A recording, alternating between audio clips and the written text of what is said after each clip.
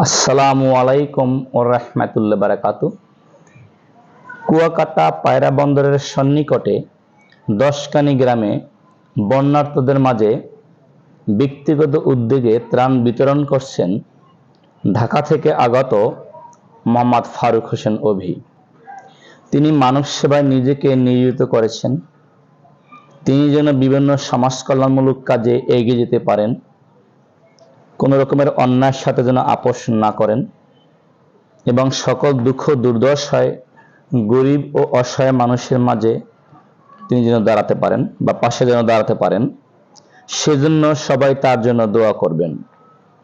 আমরা সবাই এরকম সমাজ কল্যাণ সেবায় এগিয়ে আসতে পারি, তাহলে সমাজে কোনো হিংসা, বিদ্বেষ, অন্যায় কিছুই থাকবে না।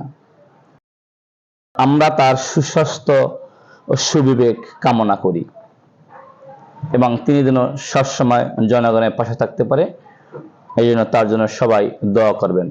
আল্লাহ হাফেজ।